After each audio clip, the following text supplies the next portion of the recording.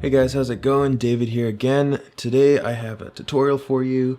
This is a shot from LANDEaD, my upcoming short, and today I'm just going to show you how we can create this scene to be much more apocalyptic feeling with different sort of layers and things like that. So we're going to put some burn marks on the ground and wall there, and then I also have a bloody handprint that'll go on the fridge on the back wall there, and then also I have this smoky atmosphere that I added as well, which I thought created a lot more texture and really made it more of a dynamic shot. So I'm just going to be going over how I composited them all. This isn't going to be super in-depth. This is assuming you already have a basic understanding of Mocha Hitfilm.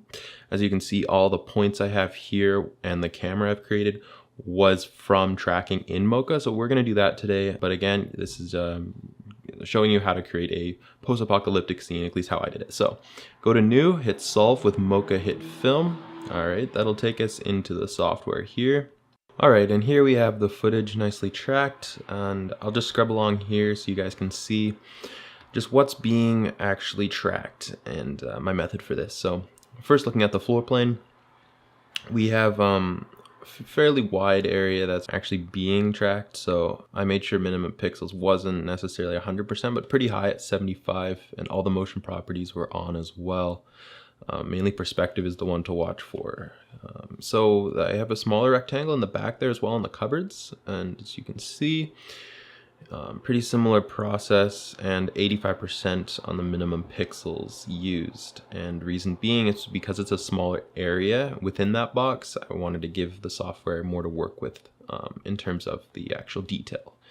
So yeah, going back and forth, you guys can see it's staying on really well, both areas. I did play around with it quite a bit just to get it right. So, and if you wanted to track forward, you just hit this up. It's like a play button with a T on it that would track forward, or you can track back on the opposite side there next to track. So just playing along here, you can really get that perspective shift, especially on the ground there, which is really important whenever you're working with a dynamic shot like this.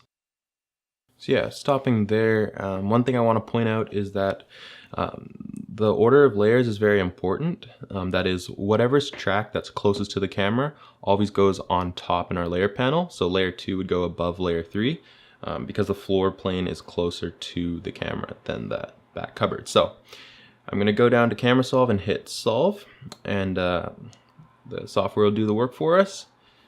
And just leaving it for a few seconds here, we can see the outcome. All right, so under solve quality, we can see 99%. That is very, very, very good. You won't really get much better than that, and a good benchmark is don't let it go under 90%, I'd say, or else you will have a little pop-up menu saying some nulls have low accuracy. Then you have to go back and readjust. And we'll just call it tracking shot here. Make sure it's a Hitfilm composite shot. Hit save, and then we can go back to our Hitfilm project file here. And then I'll just remove that. Now go to import composite shot, find the tracking shot we just did, and here you can see all the points that were just made, including the camera, which is very important, as I'll explain later. So yeah, we're just gonna copy everything here. Oh, make sure you include the camera. Here we go. I'm just gonna copy and paste it into our original composite shot. Hit paste there, and of course I already did it earlier, so I won't need to leave those in, but just showing you guys for example. So yeah, I'll remove what I just pasted there, and we can move forward. So we have them all right here, nicely aligned, as you can see. Just remember, never have them shift left to right, or else it'll throw everything off. So, and yeah. Now I'm gonna start going over all the layers I have here, breaking them down, what I did to blend them in, and everything like that. So yeah, this is our full scene here, and I'll hide the bloody handprint and the smoke and just show you this burn mark on the floor first. This one here, and yeah, I did kind of adjust it in Z space and X and Y points as well to get it exactly sticking to that floor. And it's not too hard because we already have that camera created, so I'll show you what this looked like before I did any blending whatsoever. Just the very original file that I had, which you can actually see on the left there in the trimmer menu. So yeah, that's the position I have, and scale as well. Now I set the opacity to about 80%, added a bit of a blur, and I did keyframe it as well, because as you can see, the camera actually focuses further back once we see one of the characters look up. So a light wrap was really useful as well, just kind of gives those edges a nice light wash and kind of blends it in with the floor better. And I created a mask as well, which I'll go over in a sec. And blending mode I found made the biggest difference. I set it to soft light, so that'll actually take a lot of the detail on the floor and allow the layer to actually be kind of set in with it and kind of make it look as one. So anyway, this mask I made fairly simple. I just set keyframes for path, and I made it go from right to left along with that wall there, just so that the burn mark you know, didn't pass in front of it. Pretty basic stuff. So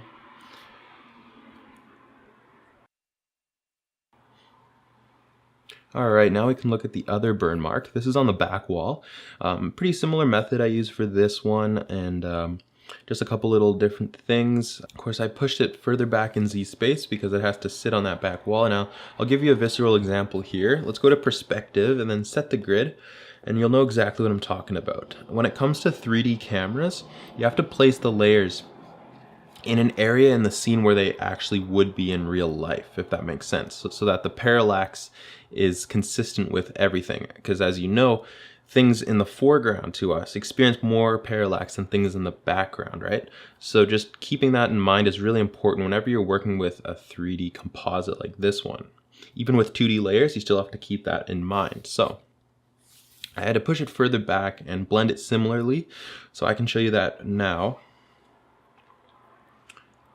And yeah, I gave it a blur as well. Nothing too crazy for this one though. Similar blending mode though. So opacity at 70%. Created a mask and set keyframes per path as similar to the original one, and nothing too complex. And soft light for the blending mode. Alright, so now I'm going to show you what I did for the smoky atmosphere. I used this asset from Footage Crate, and as you can see, it adds a lot to the scene, and it really helps to amplify the fog I already had going on. I did use a couple different tricks for getting this right, so I'll just show you that here.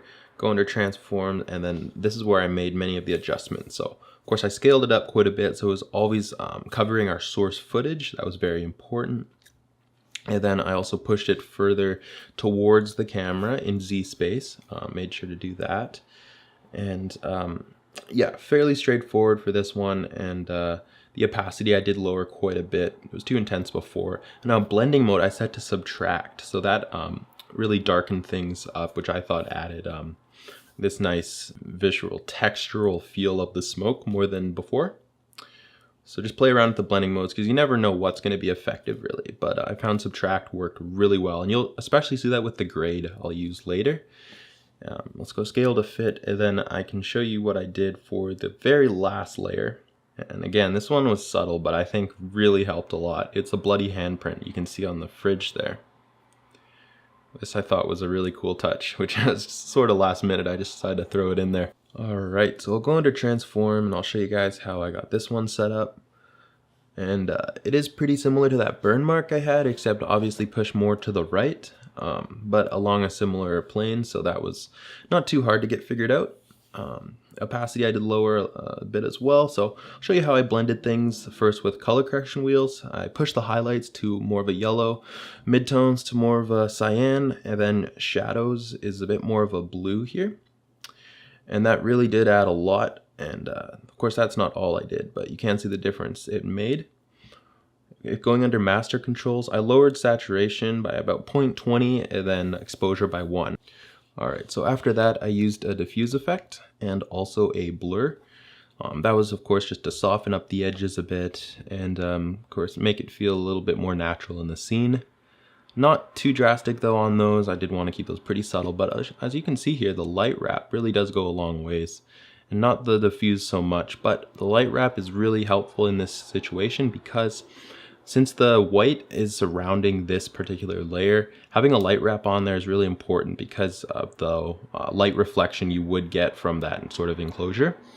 All right, so go scale to fit, and then what you can actually notice here is the character's knee goes right in front of the handprint. Of course, to fix that, it wasn't too much of an issue. All I did is create a mask and then make sure I set keyframes for path. And then I just went frame by frame, and then anywhere where the knee would have been underneath the layer, I just made sure that that was masked out. So it's looking nice and realistic now. And then I'll go scale to fit, toggle everything on just so you can see our final result. And then I'll also create a preview just so you know what everything's looking like. And yeah. Now I'll go to the beginning of our comp, and then I'll hit play here, and there you have it.